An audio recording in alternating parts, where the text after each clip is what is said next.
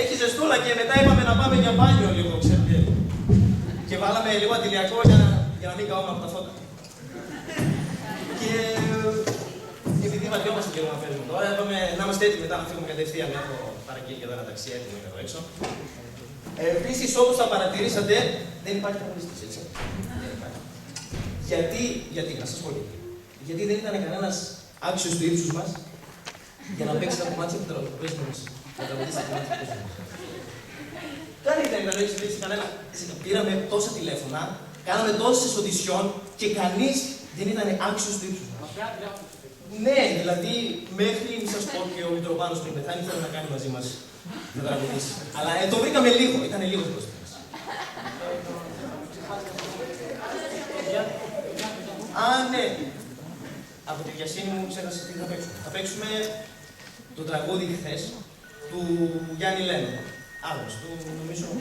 Τώρα το παίξαμε, ναι, κάτι μπάντρος το παίξαμε. Κάτι Μπούτρους. Οι Beatles το παίξανε. Κάτι Άγγλοι εκεί πέρα που νομίζουν ότι κάνανε κάτι. Αυτοί ερασιτέχνες. Ναι, επίσης είναι αυτό το χθες. Το έκανε ένας συμμαθητής μας. Το έκανε κομμεράκι, το επεξεργάστηκε. Έβαλε, όπως είδατε εδώ, τα όλα. Που ταιριάζουν απόλυτα. Μην σας πω ότι αυτή ήταν η πρώτη έκδοση και μετά το πήραν αυτοί οι Battles και το κάνανε σαν remix που το παίξανε. Δηλαδή καταστρέψανε το κομμάτι μας. Συγγνώμη που σας το λέω.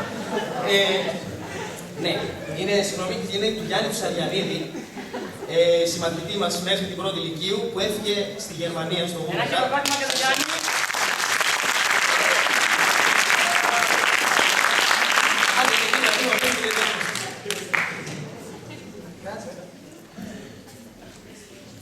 Μισό λεπτό, έτσι.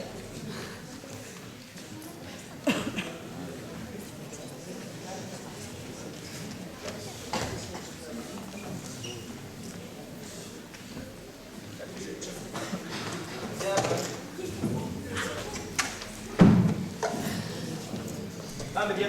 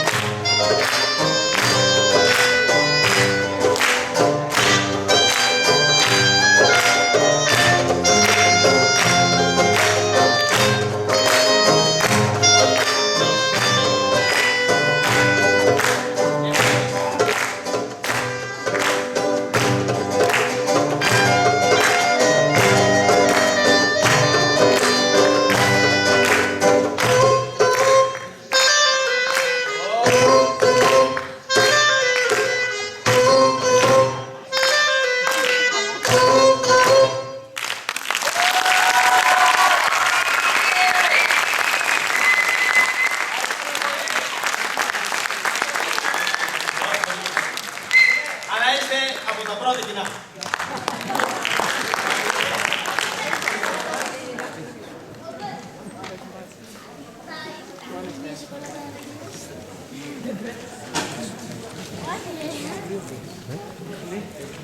Πήρα φωτιά τα χέρια μου.